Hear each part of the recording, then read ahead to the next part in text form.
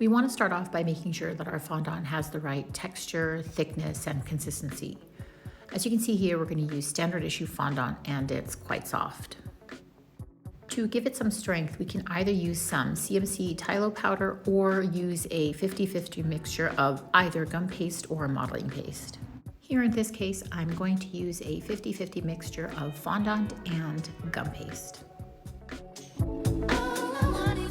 When using any of ACS design tools, it's very important to prepare your fondant in this manner of either using CMC powder or a mixture of gum paste or modeling paste. You definitely want to have a strong fondant base.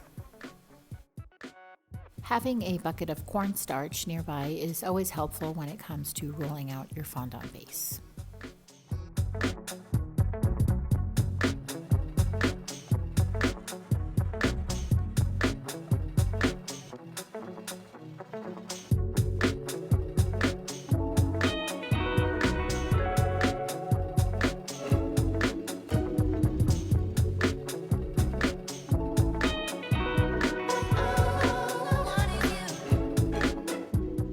So as I showed you in the beginning of the video, this is the ideal texture and thickness that the base should have, and now we're ready to use our tools.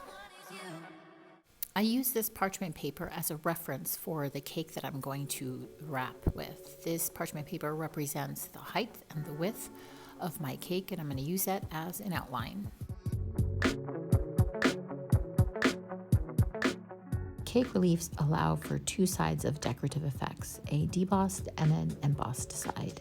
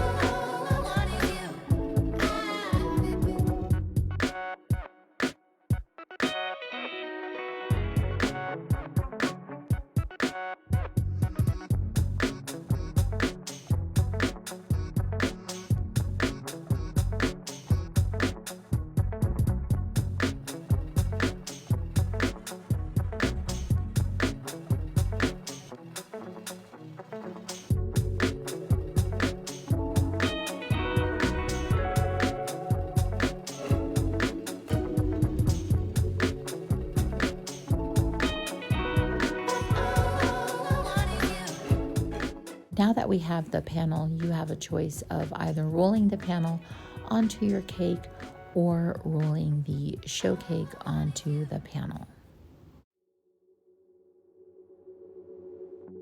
This was a basic instructional video on how to use CakeReliefs by ACS Design Tools.